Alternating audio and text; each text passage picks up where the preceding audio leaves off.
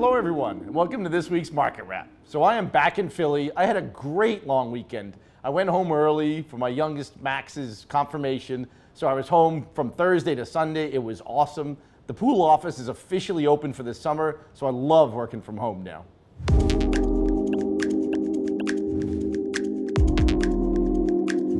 So 3 watches that came across my desk this week. All 3 I really love, and the first one is kind of an oddball. It's a Rolex 116208. So it is the old school Datejust in 18 karat gold.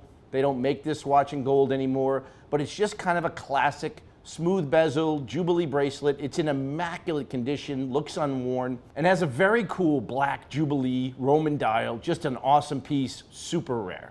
The second piece is another unusual piece. Again, we're going yellow gold. This is a Vacheron Toledo. Now, Toledo is a model they've made for a lot of years. This is kind of the old school version, an annual calendar, yellow gold, great shaped case. Love the complication. I think this watch is an exceptional value. Love having it in the collection.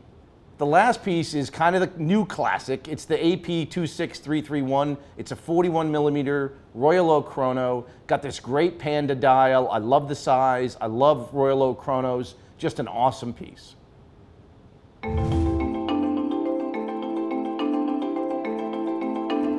So the world has definitely changed in the last week or two. It's really weird to be walking around the office without a mask on, but we're really getting used to it now. So I'm sure it'll take a little more time, but I'm just happy to be heading out on the road again.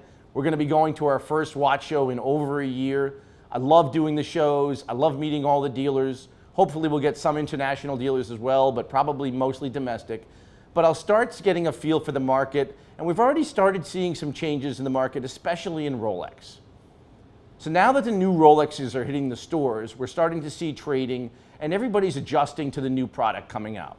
So what I'm starting to see is a little bit of a softening in the older Explorer 2s, so the 216570s. Now that they've been upgraded and replaced, the new models, very similar, just upgraded, and they're starting to hit the stores. So we're starting to see the older version, which had spiked, kind of come back to reality. So I think this was something we certainly expected, but it's nice to see it happening. The other place we're seeing a little bit of pullback is on the Explorer 1s. So once they officially discontinued them, came out with the new 36, now we saw the 39 shoot up, and they're certainly coming back to the pack a little bit. But the most interesting thing I've noticed in the market is the Hulks. So the Hulk was a super popular watch, really shot up when they discontinued it, kind of came back for a little while. Now we're seeing it come up again. And what's happening is it's actually trading for more than the new green bezel subs. I don't think anybody saw that happening this quickly, but I think what's happening is the Hulk is just a beautiful watch. I think it's a little better looking than the new version. Love the green on green.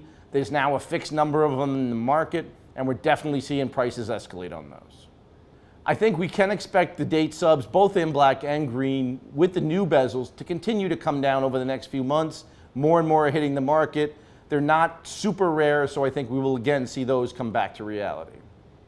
So now that we're seeing a lot of changes in the US market, I thought it'd be a great time to try and get the pulse of the market across the pond and check in with some of our friends, specifically Rikki from Scottish Watches podcast, and see what they're seeing on the other side.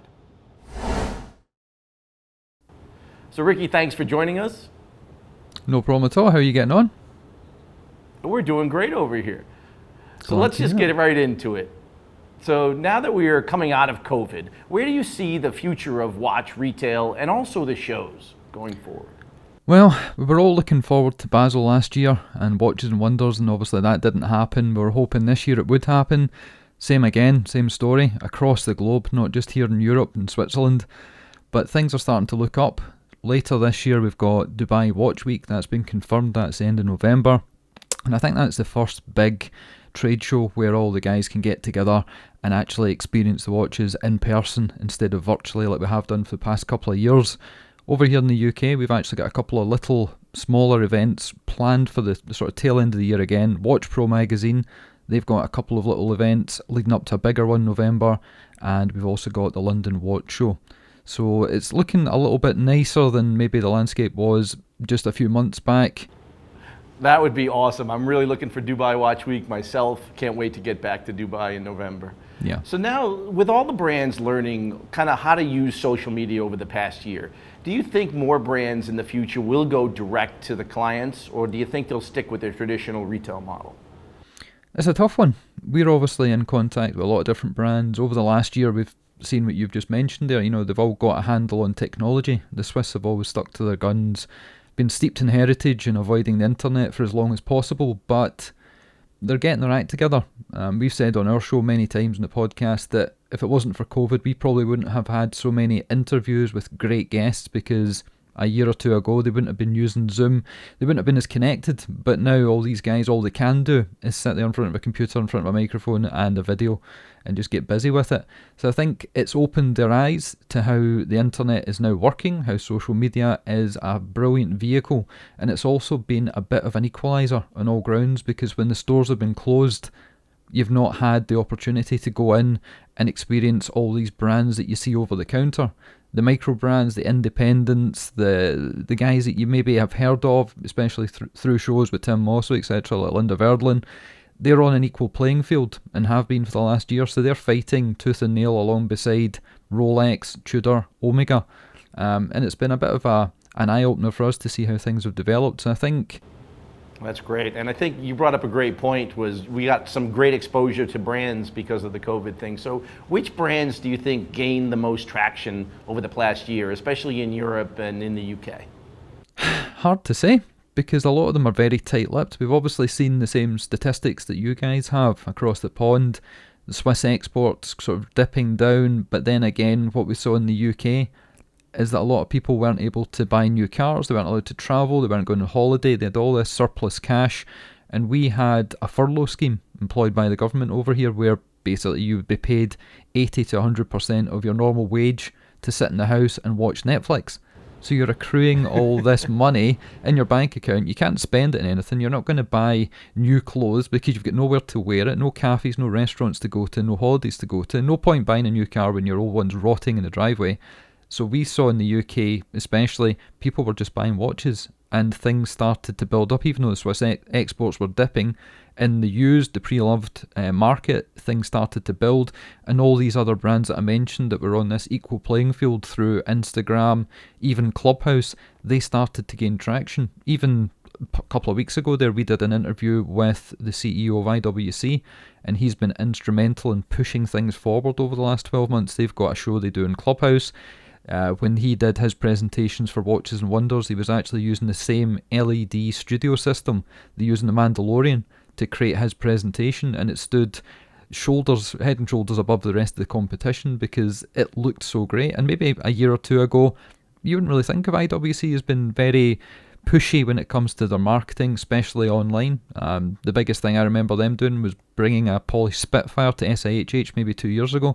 Apart from that, not a lot. So it's an interesting landscape. Looking forward to seeing how it all develops.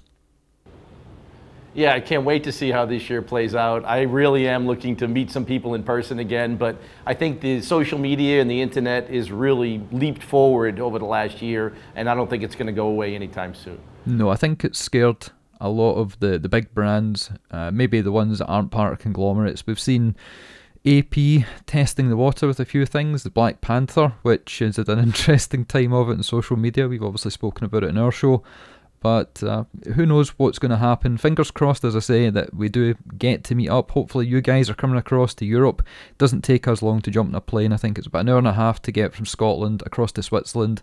So as soon as the borders open a little bit more, we'll be across there to Basel, to Geneva, to Schaffhausen, anywhere at all. Just trying to get out of this country and enjoy ourselves like we did before. So Rikki, why don't you give us a little heads up of what we expect to see coming up on Scottish Watches? Well, you'll get to hear, maybe not see, but we've got quite a lot of stuff happening. We've already recorded a lot of shows. We've got a lot in the bag. Thanks to COVID, thanks to Zoom and technology and everyone knowing how to use it properly now, we've got a lot of different interviews lined up. Some already out. We've had, as I mentioned, the CEO Chris Granger from IWC. Most recently, we've had an interview with two policemen from the Flying Squad, which is world known for being the sort of anti-fraud, anti-counterfeit, street crime, robberies, burglaries, those kind of things, heists in the UK. We had a couple of guys on there to talk about now that especially in the UK, we're back out in the open. We've not been out since Christmas time. How to protect yourself, how to look after your watches so they don't get stolen off you by opportunists or people that are out there now looking to see people leaving boutiques. And not to scare anybody that's watching this, but it's a great show, definitely worth listening to, and it could save you being robbed or worse. That's a great one. Some other things that we can talk about some other time, but we do have a mini-series that we've been working on behind the scenes for a couple of months, and I believe that will be out shortly as well, which you feature in yourself.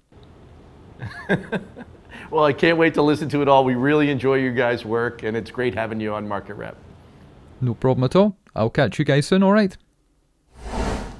So Rikki, thanks for joining us on Market Wrap. It's always great to hear your insights. If you guys don't follow Scottish Watches Podcast, be sure to check it out. They have some great content. I always enjoy listening to those guys.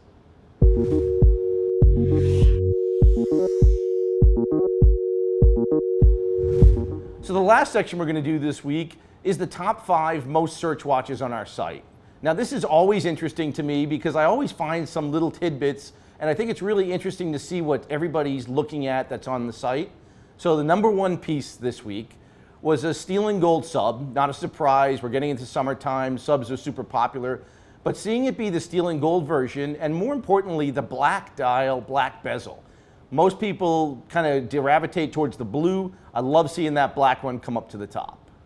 The second piece is a Patek Philippe, and a Nautilus, not a surprise, but it is a little bit of a surprise that it's the 5712 1A, so the moon phase power reserve. Most of the buzz in the market's around the 5711, but I think people have realized 5712 is actually probably a better value, and we'll assume that's going to go away soon too. The third piece is one of my all-time favorites. It's a Rolex, of course. It's the GMT Pepsi, the 16710. They are still super popular. I'm sure that won't last very long at all. Number 4 on our list, very big surprise. So this is a watch I love. I would probably never wear it, but it's absolutely awesome. It's the white gold Submariner with the baguette sapphire diamond bezel.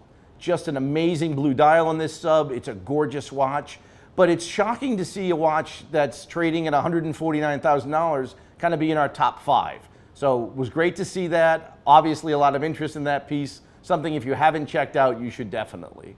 And the last watch on the list, number 5, Rolex GMT again, but this one, another steel and gold, but the pink gold, brown dial, love this piece. It's an awesome watch. Again, I prefer the yellow gold, but the pink's been super popular. Great to see that hit in the top 5 as well. So that was this week's Market Wrap. Hope to see you again next week.